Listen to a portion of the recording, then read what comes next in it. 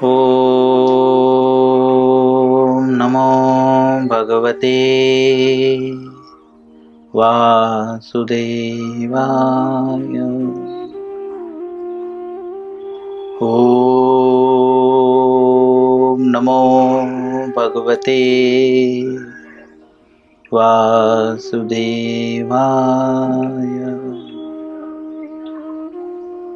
ॐ नमो भगवते वासुदेवाय।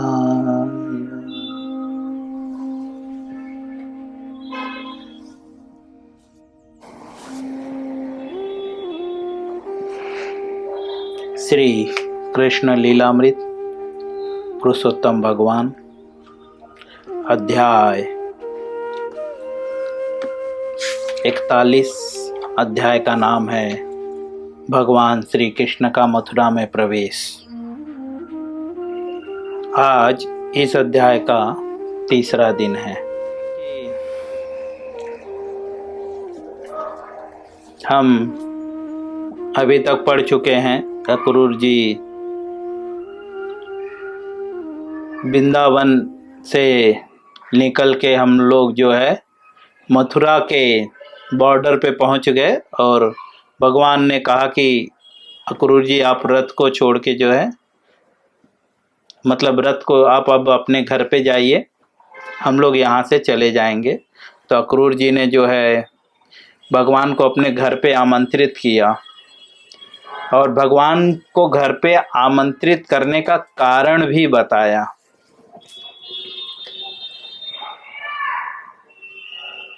भगवान के चरण कमलों का गुणगान किया। अब यह सब सुनकर जो है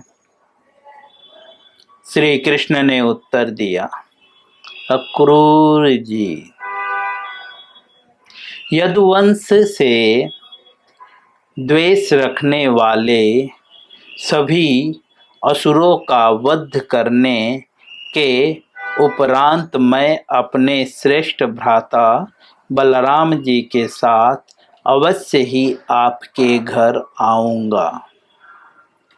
अक्रूर जी ने अपने घर पे भगवान को आमंत्रित किया था और कहा था कि आपके चरण कमल हमारे घर पे पड़ जाएं तो हमारा घर पवित्र हो जाएगा। भगवान के चरण कमलों का जो है महिमा बताते हैं कि देवता भी जो है आपके चरण कमलों के रज को प्राप्त करके पवित्र हो जाते हैं, पितृगण भी, और भी बहुत सारे लोग आपके चरण कमलों की पूजा करते हैं।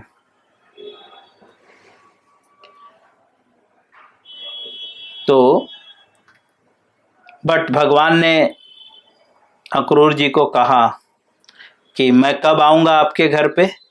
तो बोले जब भी जो भी लोग यदुवंश से द्वेष करते हैं, ईर्ष्या करते हैं, उनको मारने के उपरांत, यदुवंश में जितने भी यदुवंश से जो भी द्वेष करने वाले हैं सभी असुरों का वध करने के उपरांत जो है वे कहते हैं कि मैं बलराम जी के साथ जो है आपके घर जरूर आऊँगा।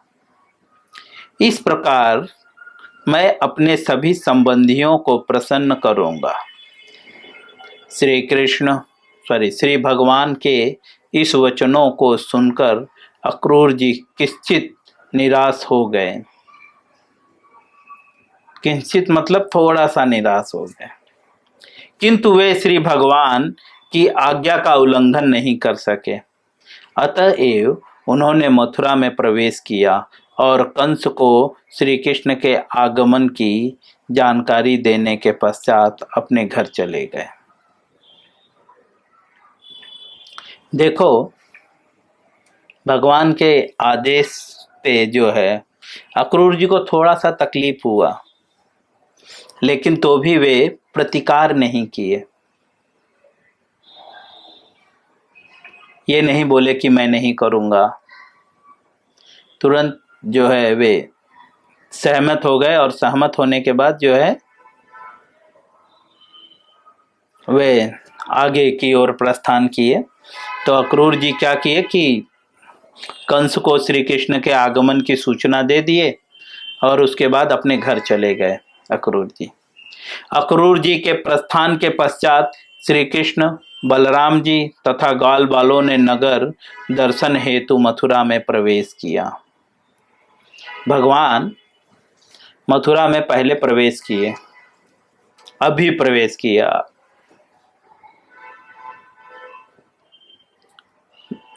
क्योंकि वो सोचे कि हम लोग नगर थोड़ा घूमते हुए उसके बाद जो है राजमहल में जाएंगे।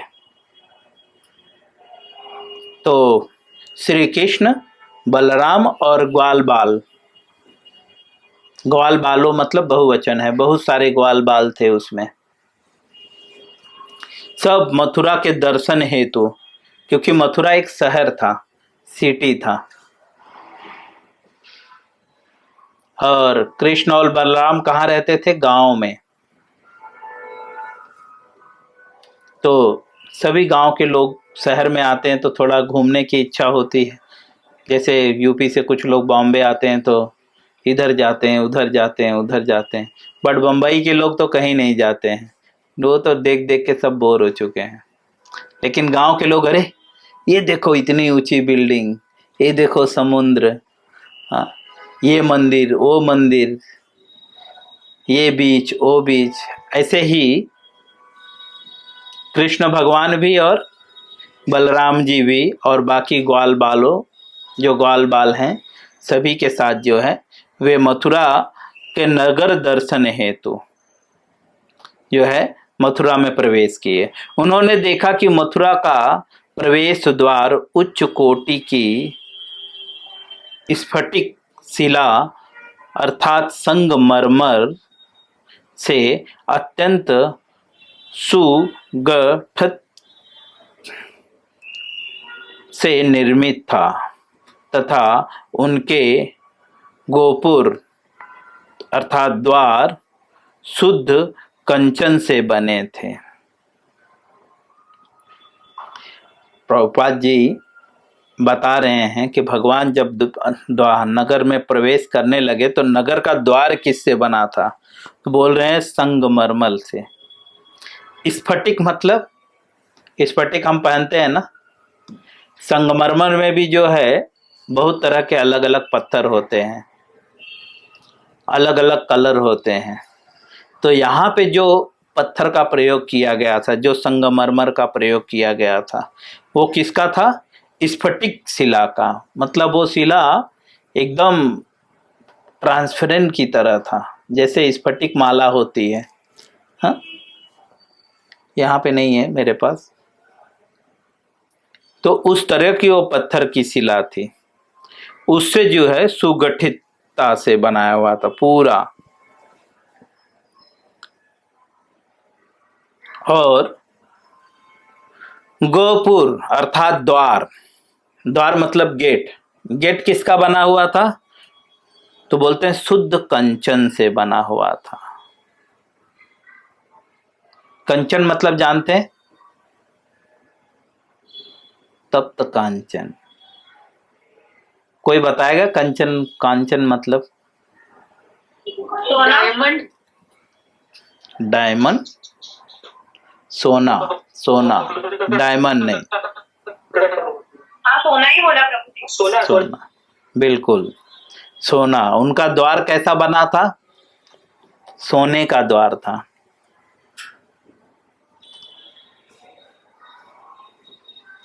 हम चैतन्य महाप्रभु को भी प्रणाम करते हैं तो चैतन्य महाप्रभु का प्रणाम मंत्र में है, तप्त कांचनी गौरांगी राधे वृंदावनेश्वरी। सॉरी, राधा रानी को जब प्रणाम करते हैं तो तप्त कांचनी गौरांगी, तपते हुए स्वर्ण के समान राधा रानी का कांति है। तप्त कांचनी गौरांगी, गौरवर्ण की है। राधे वृंदावनेश्वरी, विशुभानु सुते देवी प्रणमामि हरिप्रिय। राधा रानी भी वैसी ही है। तो यहाँ पे कह रहे हैं उनका जो द्वार, जिसको गोपुर भी कहते हैं, वो जो है शुद्ध कांचन से बने थे। शुद्ध मतलब मिलावट नहीं था उस सोने में। हम लोग कुछ बनाते हैं तो उसमें मिलावट करते हैं, लेकिन वो शुद्ध था। शुद्ध मतलब 24 कैरेट, 24 कैरेट की सोना। अब आगे लिखते हैं, चारों ओर सुंदर उपवन थे।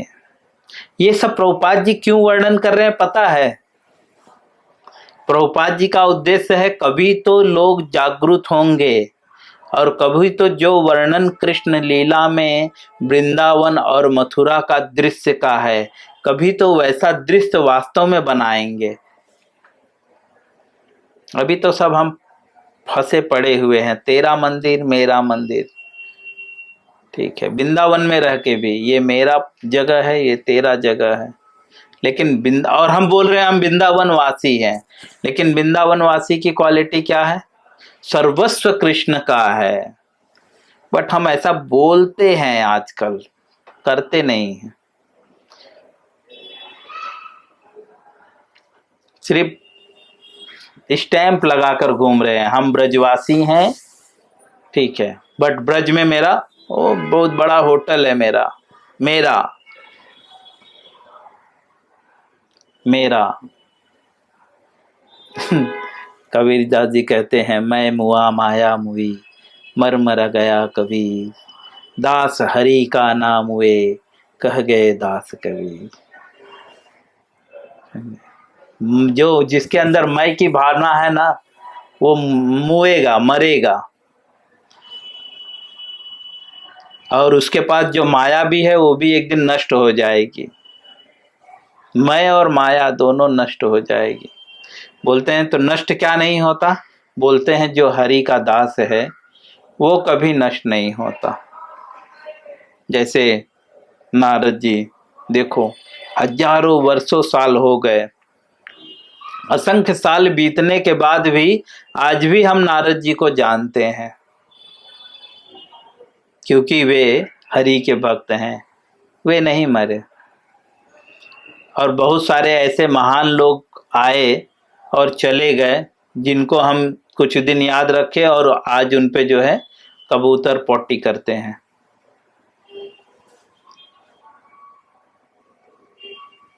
लेकिन जो हरि का दास है वो कभी नहीं मरता और हर जगह उसका सम्मान होता है। इसीलिए मैं और मेरा की भावना त्याग दीजिए, सब कृष्ण का है। इसीलिए प्रभुपाद जी जो है वृंदावन और मथुरा के सारे दृश्यों का वर्णन कर रहे हैं विस्तार से। सोचो ना, एक गेट तक का वर्णन कर रहे हैं कि उनका गेट कैसा था। तो क्या इच्छा है उनकी, ताकि वो चाहते हैं कि एक दिन ऐसा गेट सब बनवाएं, लेकिन अपने मंदिर का नहीं, मथुरा का।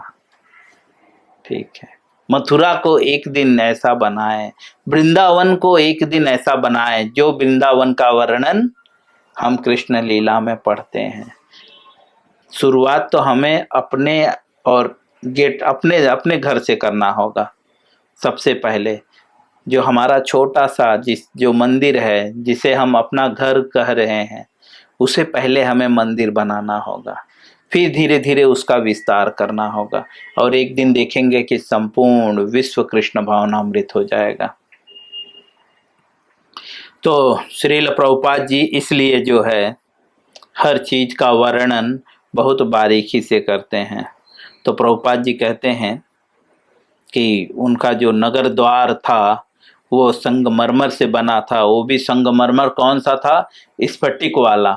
आजकल वैसा संगमरमर दिखेगा ही नहीं, दुर्लभ है ये संगमरमर जो यहाँ पे बताया जा रहा है।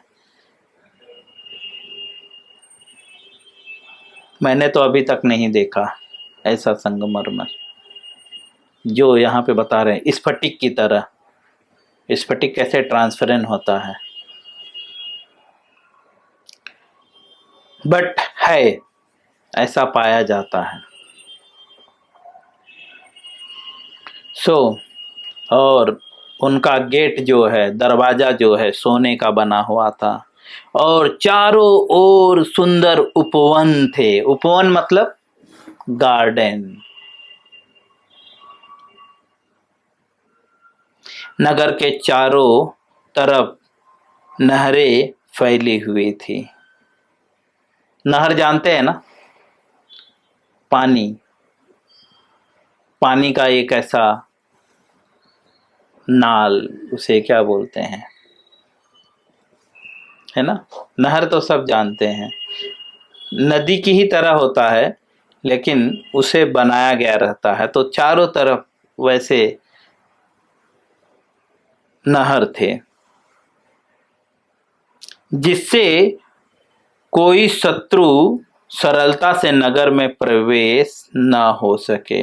ये नहर क्यों बनाया जाता था? ताकि जो शत्रु है, नहर बहुत गहरा होता है,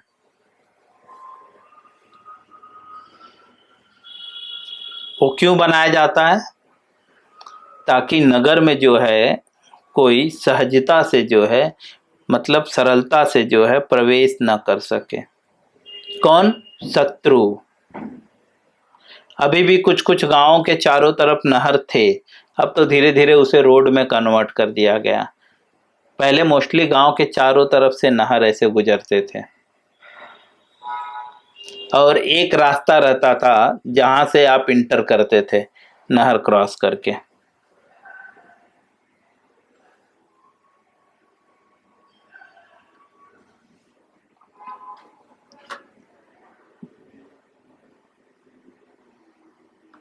अब श्रील प्रभुपाद जी आगे लिखते हैं।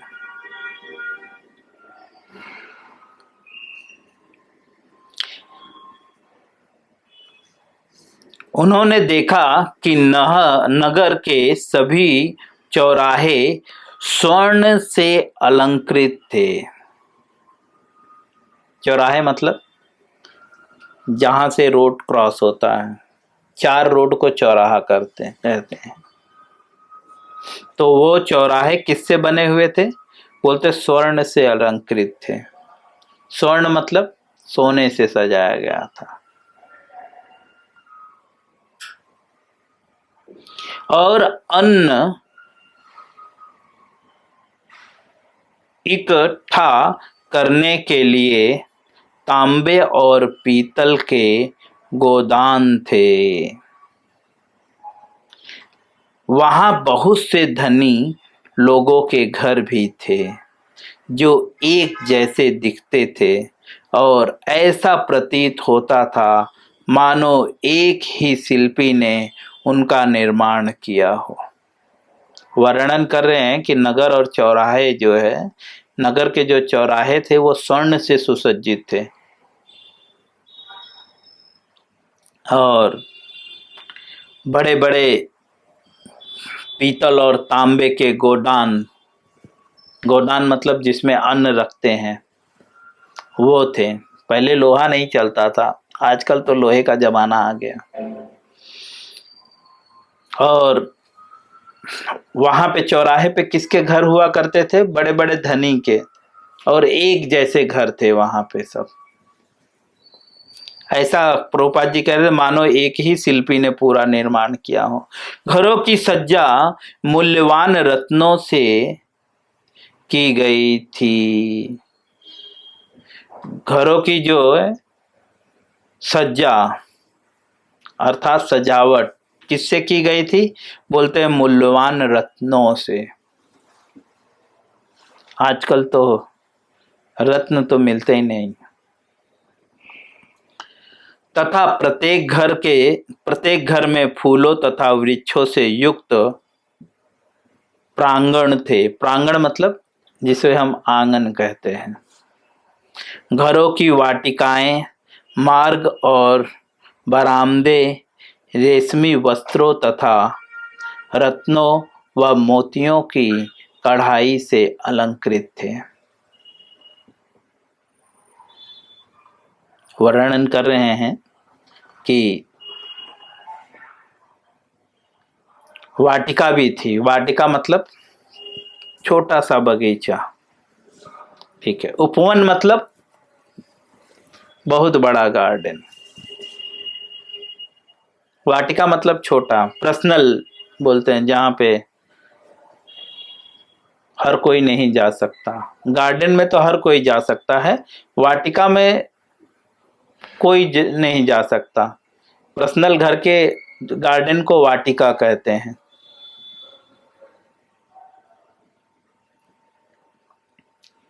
और मार्ग और बरामदे में जो है रेशमी वस्त्र तथा रत्नों से मोतियों से जो है कढ़ाई की गई थी। छज्जे के झरोखों के समक्ष कबूतर तथा मोर चहक रहे थे और विचरण कर रहे थे। आजकल ये सब दुर्लभ है। आजकल तो मार देते हैं मोरों को, लेकिन पहले ऐसा था कि मोर जो है घरों तक आ जाते थे। मोर, कबूतर, तो ये सब की आवाजें सुनने के लिए मिल जाती थी। नगर में, नगर की यही वातावरण की बात बता रहे हैं। नगर के भीतर सभी अन्न विक्रेताओं की दुकानें भांति भांति के पुष्पों, मालाओं, कोमल दुर्वों तथा खिले हुए गुलाबों जैसे फूलों से अलंकृत थी। नगर के भीतर जब वे प्रवेश किए तो क्या देख रहे हैं कि सभी अन्न विक्रेता के दुकानें, जैसा कि भांति भांति के फूल और भी जैसे माला, कोमल दुर्वा, खिले हुए गुलाब, इन सब से जो है सब लदे हुए थे, भरे थे सब दुकानें। घरों के मुख्य द्वार पर जल से पूर्ण कलश सुशोभित थे। सभी के घरों के जो मुख्य द्वार थे वहां पे जो है जल से पूर्ण जो है कलश सुशोभित थे। ये सब पहले ऐसा रखते थे, आजकल ये सब नहीं रखते हैं। कलश बहुत पवित्र माना जाता है, तो सभी घरों के जो है द्वार पर जो है कलश रखे हुए थे जल से पूर्ण, तथा चारों ओर दधी, चंदन का लेप तथा फूलों से मिश्रित जल छिड़का हुआ था। नगर की बात बता रहे हैं। हर जगह जो है चंदन से लेप लगाया गया था और दही से जो है चंदन, दही उस और फूलों से मिश्रित जल का छिड़काव हुआ था। पहले लोग डिजाइन्स के लिए ये सब प्रयोग करते थे, आजकल सिर्फ शादी में ये सब प्रयोग करते हैं, वो भी बहुत कम, गिने चुने। जलते हुए दीपकों से सुशोभित अनेक आकार प्रकार के पुष्पों द्वारों की शोभा बढ़ा रहे थे। घरों के सभी द्वारों पर आम के नूतन पल्लवों तथा रेशमी ध्वजों का अलंकरण किया गया था। घरों को बताते हैं कि सभी घरों के द्वार पर जो है आम के नूतन पल्लव अर्थात आम के पत्ते का जो है तोरण, आज हमें उसे आज के भाषा में उसे तोरण कहते हैं। तो सभी के द्वार पे जो है आम के पत्ते का ऐसा तोरण बनाया हुआ था और रेशमी ध्वजा लगा हुआ था। इस तरह से जो है मथुरा के घर थे। इसके आगे हम कल पढ़ेंगे। हरे कृष्णा।